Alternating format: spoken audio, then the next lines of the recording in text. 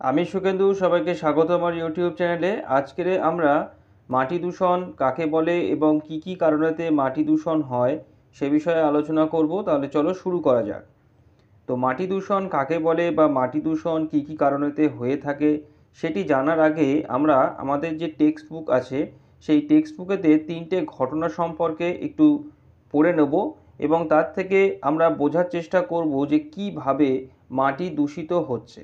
তো প্রথম যে ঘটনাটি সম্পর্কে আমরা পড়ব সেটি হলো যে গ্রীষ্মের লম্বা ছুটির পর রুকু যখন আবার স্কুলে যাওয়া শুরু করলো, সে লক্ষ্য করলো তাদের স্কুলের পাশের ছোট খেলার মাঠটা থেকে কারা যেন বড় বড় পাঁচিল দিয়ে ঘিরে ফেলেছে। মাঠের মধ্যে অনেক সিমেন্ট বালি পাথর এনে জমা করেছে। এখানে নাকি একটা বড় ফ্ল্যাট বাড়ি হবে। শুনে তার মনটা ভেঙে যায়। তো এখানেতে যে ঘটনাটা বলছে সেই ঘটনার মধ্যে যেটা লক্ষ্য করার মতন বিষয় রয়েছে সেটা হচ্ছে, দেখো এইখানে যে লাইনটি রয়েছে, অর্থাৎ মাঠের মধ্যে অনেক সিমেন্ট বালি পাথর এনে জমা করেছে, এখানে নাকি একটা বড় ফ্ল্যাট বাড়ি হবে। অর্থাৎ এরকম কিন্তু আমাদের চারপাশে আমরা যদি একটু লক্ষ্য করি তাহলে হামেশাই এই ধরনের ঘটনা কিন্তু আমরা দেখতে পাবো, যেখানেতে কোনো ফাঁকা জায়গা দীর্ঘদিন ধরে পড়ে রয়েছে, যেখানে আমরা খেলাধুলা করি বা বাচ্চারা খেলাধুলা করছে, সেরকম কোনো জায়গা বা খেলার মাঠ, এরকম হঠাৎ করে দেখা যাবে যে সেখানেতে বালি সিমেন্ট পাথর পড়ছে এবং বিল্ডিং কনস্ট্রাকশন শুরু হয়ে গিয়েছে।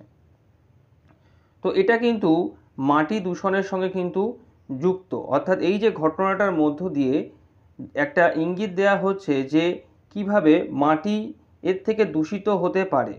তো সেটা আমরা যখন মাটি দূষণের কারণগুলো সম্পর্কে যখন এক এক করে আলোচনা করব, তখন এই বিষয়টি পরিষ্কার হয়ে যাবে আমাদের কাছে যে এই ধরনের খেলার মাঠ বা ফাঁকা জমি, এই সমস্ত জায়গাতে যখন এই বালি সিমেন্ট পাথর দিয়ে যখন কংক্রিটের বিভিন্ন বাড়িঘর নির্মাণ করা হয়, তখন সেটা কিভাবে আস্তে আস্তে মাটিকে দূষিত করে থাকে।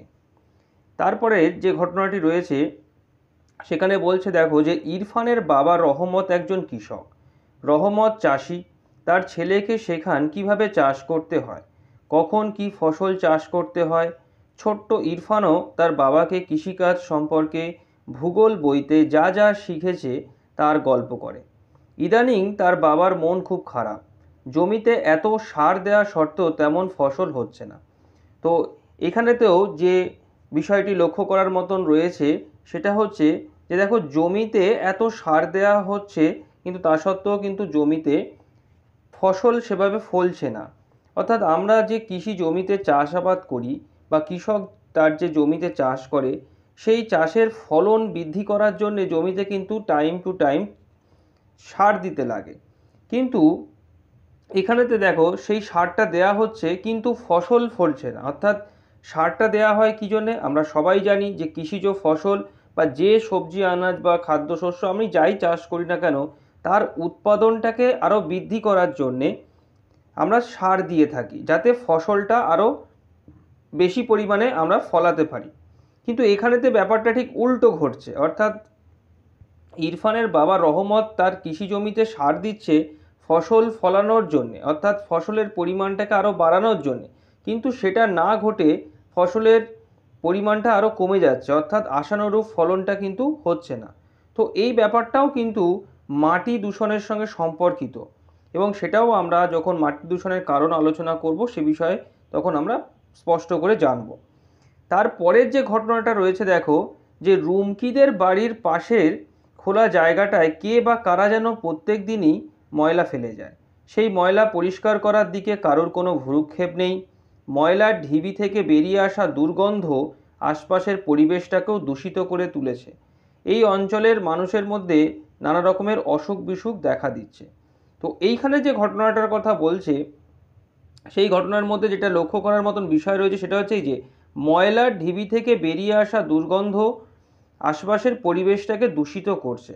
অর্থাৎ এরকম আমাদের চারপাশে তো অনেক সময় আমাদের চোখে পড়ে থাকে যে ময়লা আমাদের দৈনন্দিন গৃহকর্মের যে সমস্ত ময়লা রয়েছে বা অন্যান্য ক্ষেত্র থেকে যে সমস্ত ময়লা আবর্জনাগুলো সেগুলো ঢিবি করা হয়, কিন্তু সেগুলো টাইম টু টাইম যে পরিষ্কার করা সেইটা কিন্তু হয়ে ওঠে না। যে কারণেতে দেখা যায় সেই সমস্ত ময়লা আবর্জনার যে ঢিবিগুলো রয়েছে সেই ঢিবি থেকে কিন্তু প্রচণ্ড দুর্গন্ধ বেরোতে থাকে এবং যেটা কিন্তু আশপাশের পরিবেশকে দূষিত করে এবং পরোক্ষ বা প্রত্যক্ষভাবে যাই ভাবেই হোক না কেন আস্তে আস্তে সেটা পরিবেশকে দূষিত করছে, তার সঙ্গে সঙ্গে কিন্তু মাটিকেও, অর্থাৎ ওই যে ময়লা আবর্জনাটা যে জমিটার উপরে ফেলা হয় সেই জমিটাও কিন্তু আস্তে আস্তে সেই ময়লা আবর্জনার যে বিষাক্ত যে পদার্থগুলো সেগুলো কিন্তু মাটির সঙ্গে মিশে সেইখানকার মাটিকেও কিন্তু আস্তে আস্তে দূষিত করে তুলছে।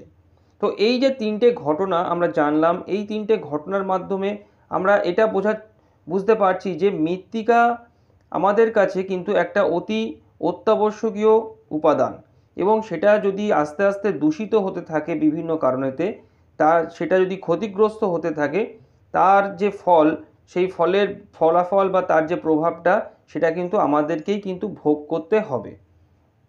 তো এবারেতে আমরা আমাদের যে মূল যে আলোচনা, অর্থাৎ মৃত্তিকা বা মাটি দূষণ, অর্থাৎ মাটি দূষণ কিভাবে হয় বা মাটি দূষণ বলতে ঠিক কী বোঝায় বা কখন আমরা বুঝবো যে মৃত্তিকাটা দূষিত হয়ে পড়েছে, তো সেইটা এবার আমরা আলোচনা করব। কিন্তু তার আগে আরও একটা বিষয় আমরা একটু জেনে নেব যে মাটিকে কিন্তু জীবনের ধারক বলা হয়। তার কারণ আমাদের পৃথিবীর ভূপৃষ্ঠের ওপরেতে যে আমরা বসবাস করি, সেই বসবাস যে মনুষ্য সমাজ যে বসবাস করছে বা অন্যান্য যে প্রাণীরা যে বসবাস করছে, সেই প্রাণীদের বা মানুষের খাদ্যের যে যোগানটা, সেই যোগানটা কিন্তু মৃত্তিকা থেকেই আসে। কারণ চাষযোগ্য উর্বর জমিতে কিন্তু চাষাবাদটা করা হয়, সেই চাষাবাদ থেকে যে ফলন বা সবজি আনাজ যাই হোক, যে খাদ্য সামগ্রী, যে রসদ যেটা আমরা পেয়ে থাকি সেটাকেই কিন্তু আমরা খাচ্ছি এবং খেয়ে আমরা কিন্তু জীবন ধারণ করছি। উপরন্তু যে গাছপালা রয়েছে সেই গাছপালাও কিন্তু মাটির ওপরেতেই কিন্তু বেঁচে থাকে এবং তাদের যে জীবন ধারণ করার জন্যে, বেঁচে থাকার জন্যে যে পুষ্টি, সেই পুষ্টিটা কিন্তু মাটি থেকেই গাছ কিন্তু শোষণ করে। তাই মাটি কিন্তু আমাদের বেঁচে থাকার জন্যে একটা অতি অত্যাবশ্যকীয় উপাদান, আর সেই কারণেতেই কিন্তু মাটিকে জীবনের ধারক বলা হচ্ছে। অর্থাৎ পৃথিবীর এই যে জীব সম্প্রদায়, সেই জীব সম্প্রদায়কে কিন্তু ধারণ করে রেখেছে এই মাটি। মাটি যদি না থাকতো তাহলে গাছপালা হতো না, আর গাছপালা যদি না হতো তাহলে সেই গাছপালা, যে আমরা যে জানি যে গাছপালা বায়ুমণ্ডলেতে অক্সিজেন গ্যাসটা ছাড়ে, তো সেই অক্সিজেন গ্যাসটা আমরা নিয়ে প্রাণীরা বেঁচে থাকি। তো গাছপালা যদি না থাকতো তাহলে অক্সিজেন গ্যাসটাকেও বায়ুমণ্ডলে ছাড়ার মতন কেউ থাকতো না, সেক্ষেত্রে মনুষ্য সমাজের হয়তো সৃষ্টিই হতো না। তো সেই দিক থেকে যদি বিচার করা যায় তাহলে কিন্তু মাটি আমাদের কাছে একটা অতি মূল্যবান সম্পদ, বিশেষ করে চাষযোগ্য মৃত্তিকা, অর্থাৎ যে জমি থেকে আমি আমার বেঁচে থাকার জন্যে যে রসদ, যে খাদ্য সামগ্রী যেটাকে আমি ফলাবো, তো সেই কারণেতেই কিন্তু বলা হয় যে মাটি হচ্ছে জীবনের ধারক। এটা গেল।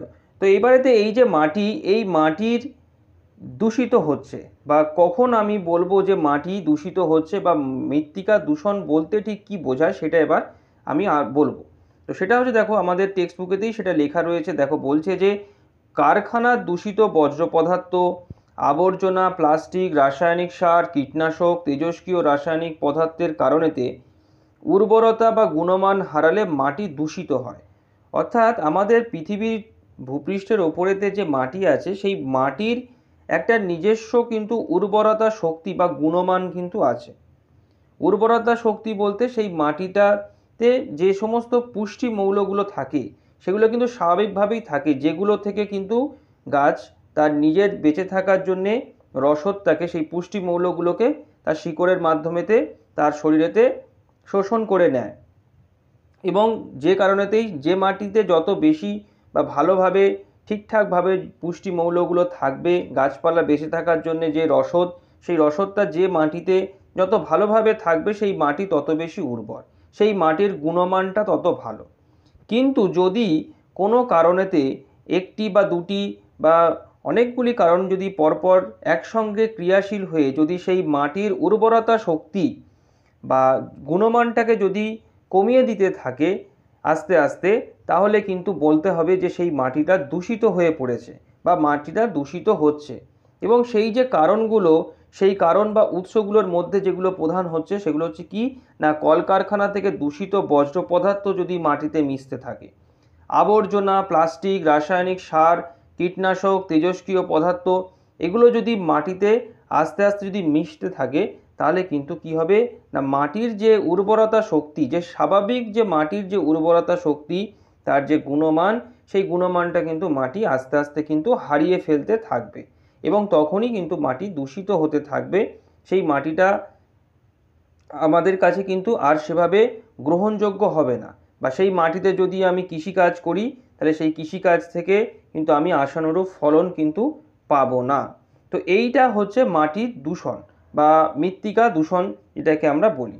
এর পরেতে এই যে মৃত্তিকা দূষণ কিভাবে হয়, অর্থাৎ মৃত্তিকা দূষণের যে উৎসগুলো এখানের যে সংজ্ঞাটাতে, সেখানে আমরা কয়েকটা ইম্পর্টেন্ট যে সোর্সগুলো আছে, যে উৎসগুলো আছে যেগুলো থেকে মৃত্তিকা দূষিত হয়ে থাকে সেগুলো সম্পর্কে এখানে বলা হয়েছে। তো এইগুলো কিভাবে কাজ করে, অর্থাৎ একটা কোনো এলাকা বা একটা অঞ্চলের মৃত্তিকাকে কিভাবে আস্তে আস্তে এই উৎসগুলো বা এই কারণগুলো কিভাবে ক্রিয়াশীল হয়ে মৃত্তিকাকে দূষিত করে থাকে, অর্থাৎ মৃত্তিকা কিভাবে দূষিত হয় বা মৃত্তিকা দূষণের যে পদ্ধতিটা, সেই পদ্ধতিটা এবারে আমরা দেখে নেব। তো দেখো, মাটি দূষণের যে কারণ, সেই কারণের মধ্যে প্রথমে যে কারণটা রয়েছে সেই কারণটা মধ্যে রয়েছে হচ্ছে নগরায়ন। আর এখানে আর একটা বিষয় উল্লেখ করা রয়েছে, দেখো যে পৃথিবীর মোট স্থলভাগের মাত্র 10% পৃথিবীর মোট জনসংখ্যার 90% মানুষ বসবাস করছে। এটা একটা খুব ইম্পর্টেন্ট কথা, অর্থাৎ আমাদের পৃথিবীর যে স্থলভাগ আছে সেই স্থলভাগের কিন্তু সব জায়গায় কিন্তু মানুষ বসবাস করতে পারে না। তার কারণ সমস্ত জায়গাগুলো কিন্তু মানুষের বসবাস করার যোগ্য নয়। তো আমাদের পৃথিবীর যে স্থলভাগ রয়েছে তাকে যদি আমি 100% ধরে নিই, সেই 100% স্থলভাগের মধ্যে মাত্র 10%তেই কিন্তু মনুষ্য বসবাস করার যোগ্য, এবং সেই 10%তেই কিন্তু পৃথিবীর 90% মানুষ কিন্তু বসবাস করছে।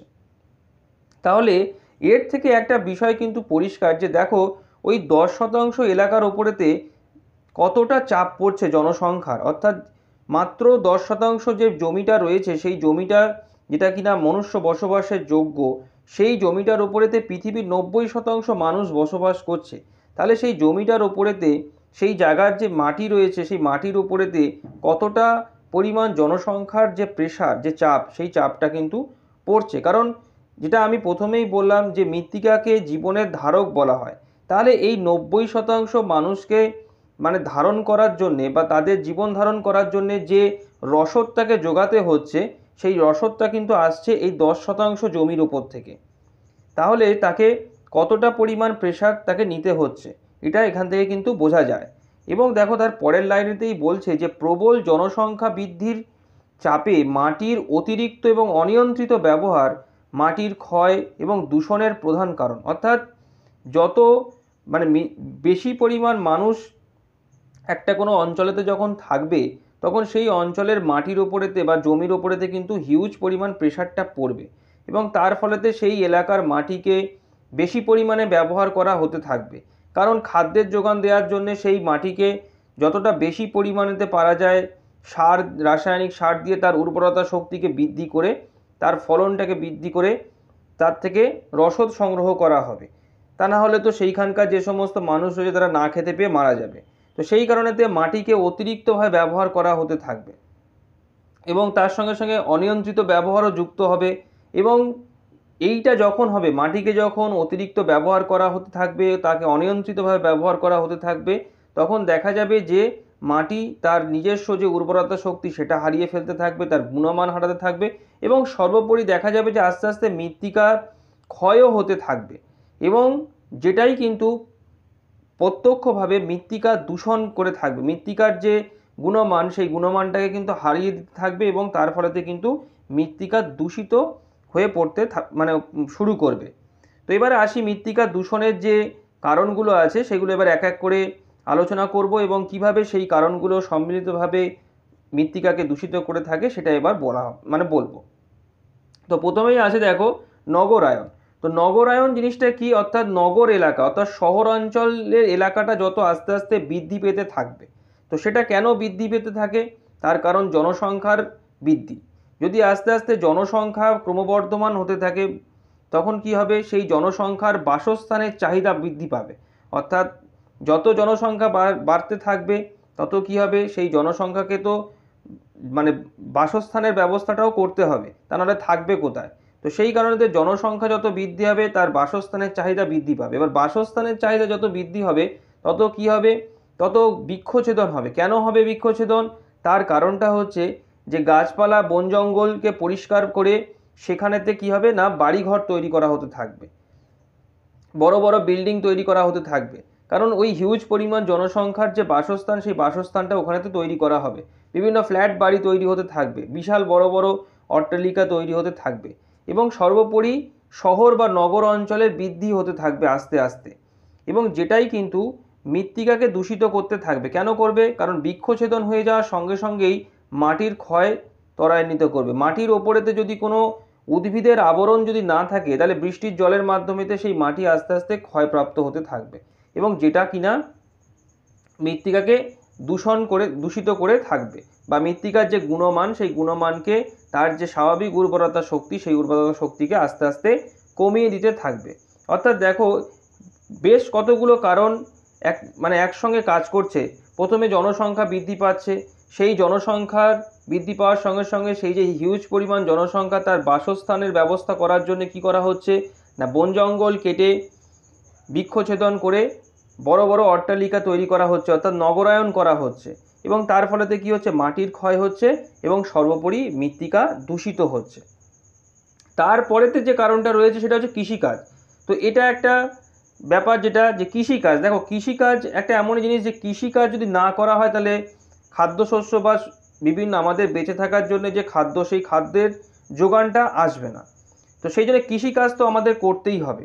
কিন্তু দেখো যে কৃষিকাজ, এখানে তো দেখো জনসংখ্যা বৃদ্ধির কারণটা কিন্তু যুক্ত হয়ে রয়েছে। অর্থাৎ যত বেশি পরিমাণে জনসংখ্যা বৃদ্ধি পেতে থাকবে, সেই জনসংখ্যার খাদ্যের যোগানটাও তো দিতে হবে। বাসস্থানের ক্ষেত্রেও দেখেছি, তার বাসস্থানের যোগানটাও দিতে হবে, এবং তার সঙ্গে সঙ্গে কিন্তু তার খাদ্যের যোগানটাও কিন্তু দিতে হবে, নাহলে তো না খেতে পেয়ে মারা যাবে। তো সেই জনসংখ্যার যে হিউজ পরিমাণ জনসংখ্যা, সেই জনসংখ্যার খাদ্যের যোগান দেওয়ার জন্য কি করতে হবে না, বেশি উৎপাদনের জন্য রাসায়নিক সার ও কীটনাশকের অতিরিক্ত ব্যবহার করতে হবে। অর্থাৎ জমিতে বেশি পরিমাণেতে রাসায়নিক সার এবং কীটনাশক ব্যবহার করতে হবে। রাসায়নিক সার দিলে কি হবে, জমির যে উর্বরতা শক্তি সেটা বৃদ্ধি পাবে। কিন্তু এইখানেতে সেই আমাদের শুরুতেই যে ইরফানের বাবার রহমতের ব্যাপারটা কিন্তু চলে আসছে। দেখো সেই কৃষক রহমত কিন্তু যতই জমিতে তার সার দিচ্ছিল, রাসায়নিক সার, জমির কিন্তু ফলন বৃদ্ধি পাচ্ছিল না। তার কারণটা হচ্ছে এইখানেতেই যে আমাদের মাটির বা মৃত্তিকার একটা নিজস্ব উর্বরতা শক্তি থাকে, সেটাকে একটা নির্দিষ্ট পরিমাণ পর্যন্ত তুমি বৃদ্ধি করতে পারবে। কিন্তু তারপরেতেও যদি সেটাকে বৃদ্ধি করার চেষ্টা করা হয়, তাহলে সে কিন্তু আর বৃদ্ধি হবে না, সেটা স্টেবল হয়ে থাকবে। মানে তুমি যতই আর বৃদ্ধি করার চেষ্টা করো, সেটা কিন্তু আর সেই ফলটা তোমাকে দেবে না। তখন তুমি রাসায়নিক সার দাও আর অন্য কিছু যা কিছুই দাও না কেন, সে কিন্তু থেমে যাবে। তো এটাই কিন্তু এই কৃষক রহমতের ক্ষেত্রে হয়েছে।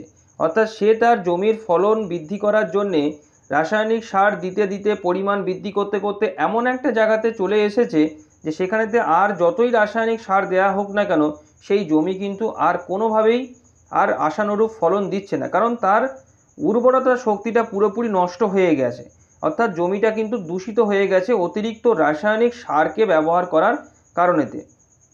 এবং এই রাসায়নিক সারেরও কিন্তু একটা ব্যাড এফেক্ট কিন্তু রয়েছে। অর্থাৎ এই ফসলের খাদ্যগুণও কিন্তু নষ্ট হয়ে যায় এই সমস্ত রাসায়নিক সার বা কীটনাশক যদি আমি বেশি পরিমাণেতে ব্যবহার করতে থাকি। এবং যদি কোনোভাবে এই সমস্ত সামগ্রী যদি বা এই সমস্ত বস্তু যদি খাদ্যের সঙ্গে আমাদের শরীরের মধ্যে যদি চলে যায়, তাহলে কিন্তু আমাদের শরীরেতে এই ক্যান্সারের মতন রোগ কিন্তু বাসা বাঁধবে।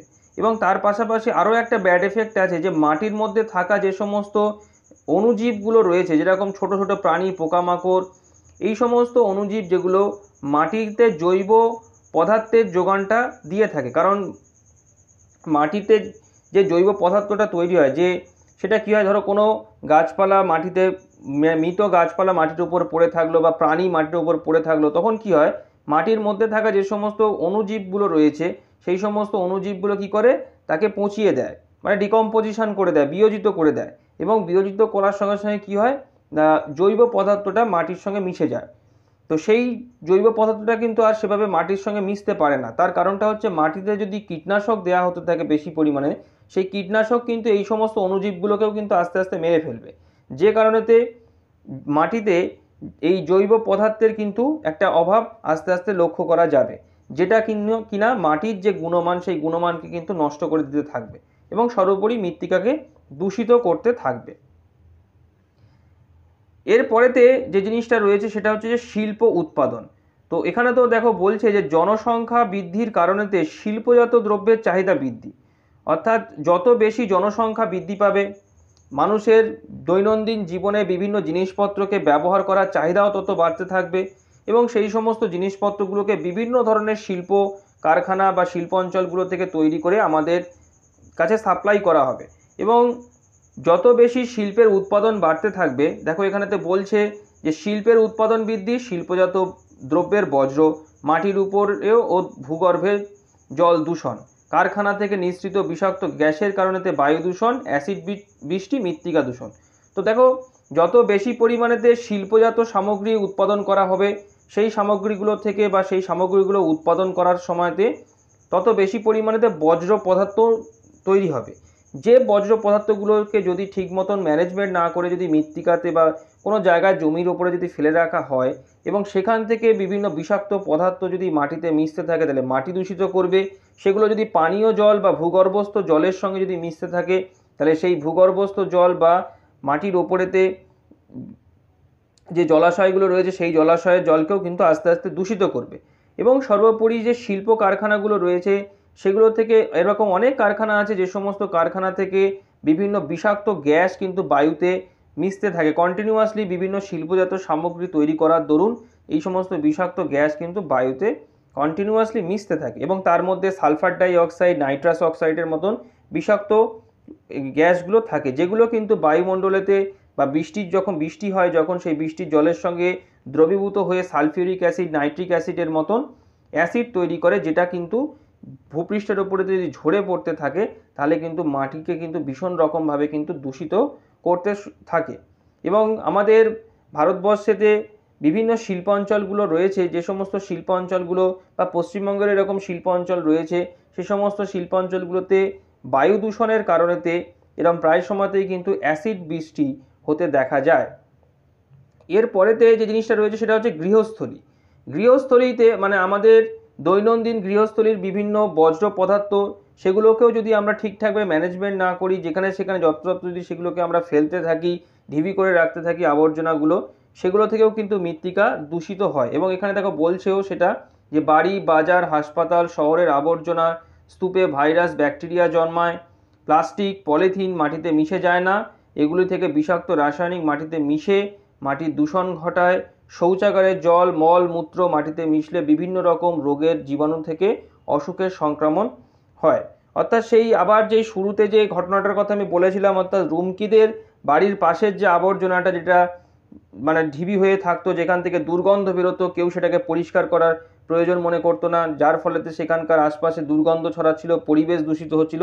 তো ব্যাপারটা ঠিক তাই, যে গৃহস্থলীর, আমাদের দৈনন্দিন গৃহস্থলীর বিভিন্ন নোংরা আবর্জনাগুলো, যেরকম শৌচাগারের জল, মল, মূত্র কিংবা ঘর গৃহস্থলী যে সমস্ত আবর্জনা বা বাজার, হাসপাতালে যে সমস্ত আবর্জনা, সেগুলোকে যদি ঠিকঠাকভাবে যদি আমরা ম্যানেজমেন্ট না করি, সেগুলোকে যদি আমরা ঠিকঠাকভাবে নষ্ট না করে দিই, মাটিতে যদি আমরা দীর্ঘদিনের মানে কোনো একটা জায়গাতে যদি মাটির উপরেতে যদি দীর্ঘদিন ফেলে রেখে দিই আমরা, সেখান থেকে দুর্গন্ধ তো ছড়াবেই এবং সেখান থেকে অনেক বিষাক্ত মানে মানে জলীয় অংশ বলতে পারো কিংবা বিষাক্ত পদার্থ আছে, যেগুলো আস্তে আস্তে কিন্তু মাটিতে মিশবে এবং মাটিকে দূষিত করবে। জলের সঙ্গে মিশলে সেগুলোতে জলকে দূষিত করবে। এবং বিশেষত দেখো এই যে প্লাস্টিক পলিথিন, এই প্লাস্টিক পলিথিনগুলো সহজে কিন্তু ডিকম্পোজড হয় না বা নষ্ট হয়ে যায় না।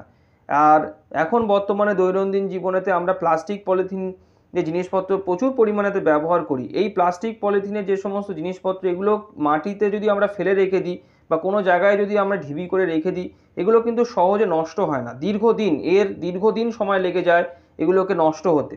তো এগুলো থেকেও কিন্তু মাটিতে দূষিত মানে মৃত্তিকা দূষিত হয়ে থাকে, তার কারণ এগুলো থেকে বিভিন্ন রকম দূষিত পদার্থ আস্তে আস্তে মাটির সঙ্গে মিশতে থাকে এবং যেটা কিনা মাটিকে দূষিত করে থাকে। তারপরে তো দেখো রয়েছে যানবাহন। তো যত বেশি জনসংখ্যা বাড়তে থাকবে, নগরায়ন যত বেশি হবে, তত কী হবে, মানুষ আরও যানবাহন বা গাড়ি ঘোড়া ব্যবহার করার প্রবণতা মানুষের মধ্যে বেশি বাড়তে থাকবে, এবং সেই যানবাহন থেকে যে সমস্ত ধোঁয়াগুলো নির্গত হয়, সেই ধোঁয়ার ফলেতে বায়ু দূষিত হবে। কারণ সেই ধোঁয়ার মধ্যে sulphur die oxide, nitrous oxide, carbon মনোক্সাইডের মতন বিষাক্ত গ্যাস থাকে, যেগুলো কিন্তু পরবর্তীকালে বৃষ্টির জলের সঙ্গে দ্রবীভূত হয়ে অ্যাসিড বৃষ্টি রূপে মাটির ওপরেতে পড়লে মাটিকে দূষিত করে থাকবে। এরপরেতে যেটা রয়েছে দেখো, এরপরেতে যেটা রয়েছে সেটা হচ্ছে যে তাপবিদ্যুৎ, পারমাণবিক বিদ্যুৎ কেন্দ্র। তো এইটা তাপবিদ্যুৎ এবং পারমাণবিক বিদ্যুৎ কেন্দ্র কীভাবে মাটির দূষণ ঘটে থাকে সেটাতে বলছে দেখো, যে তাপবিদ্যুৎ কেন্দ্র, ইট ভাটা, ছাই, পারমাণবিক কেন্দ্রের তেজস্ক্রিয় বজ্র, তার থেকে মাটি দূষণ। তো এইভাবে দূষিত মাটিতে উৎপন্ন ফসল ও উদ্ভিদের ক্ষতিকর তেজস্ক্রিয় বিকিরণের প্রভাব থাকে। ইট ভাটার ইট তৈরির জন্য অতিরিক্ত মাটি কাটা, মাটি ক্ষয়। দেখো, তাপবিদ্যুৎ কেন্দ্র বা পারমাণবিক বিদ্যুৎ কেন্দ্র থেকেও কিন্তু মৃত্তিকাকে দূষিত হয়ে থাকে, কারণ এই সমস্ত বিদ্যুৎ কেন্দ্র থেকে যে সমস্ত বজ্রগুলো নির্গত হয়, সেই সমস্ত বজ্রগুলো কিন্তু মানে তেজস্ক্রিয় বজ্র থাকে। বিশেষত পারমাণবিক বিদ্যুৎ কেন্দ্র থেকে যে সমস্ত বজ্রগুলো থাকে সেগুলো হচ্ছে তেজস্ক্রিয় বজ্র। সেগুলোকে যদি ঠিকঠাকভাবে ম্যানেজমেন্ট না করা যায়, কোনোভাবে যদি সেগুলো মাটির সঙ্গে মিশে যায়, তাহলে কিন্তু এই সমস্ত বিদ্যুৎ কেন্দ্রের আশপাশের যে সমস্ত এলাকাগুলো আছে সেখানকার মাটিকে কিন্তু ভীষণ রকমভাবে কিন্তু দূষিত করতে থাকবে। তার সঙ্গে সঙ্গে দেখো, ইট ভাটা যেগুলো হয় আমাদের ইট তৈরি করার জন্য, সেই ইট ভাটার জন্য যে মৃত্তিকাকে কাটা হয়, যে মাটি থেকে তো মাটিকে পুড়িয়েই তো ইটটা তৈরি করা হয়। তো যে সমস্ত এলাকাগুলো থেকে এই মাটিটাকে আনা হয়, সেই সমস্ত জায়গাতে কিন্তু প্রচুর পরিমাণে ইট তৈরি করার জন্য মাটিকে কিন্তু কাটা হতে থাকে, যেটা কিন্তু পরবর্তীকালে মৃত্তিকা ক্ষয়ের কিন্তু একটা অন্যতম কারণ হয়ে দাঁড়ায়। এবং এই কারণেতেও কিন্তু এই মৃত্তিকা ক্ষয়ের কারণেতেও কিন্তু মাটি কিন্তু দূষিত হয়ে থাকে। তো এই কারণগুলো কিন্তু সম্মিলিতভাবে একটা কিংবা দুটো বা সম্মিলিত কারণগুলোর প্রভাবেতে কিন্তু কোনো অঞ্চলের মৃত্তিকা কিন্তু দূষিত হয়ে থাকে। অর্থাৎ মৃত্তিকার যে গুণমান বা যে উর্বরতা শক্তি, সেটা কিন্তু আস্তে আস্তে কমে যেতে থাকে বা নষ্ট হয়ে যায়, এবং যেটাকেই কিন্তু মৃত্তিকা মানে যদি হয় এটা কোনো জায়গার মৃত্তিকার সঙ্গে বা মাটির সঙ্গে, তখন সেটাকে আমরা বলবো যে মাটি দূষণ। তো আজকের এই ক্লাসটি আমি এখানেতেই শেষ করছি। সবাই ভালো থেকো। Thank you.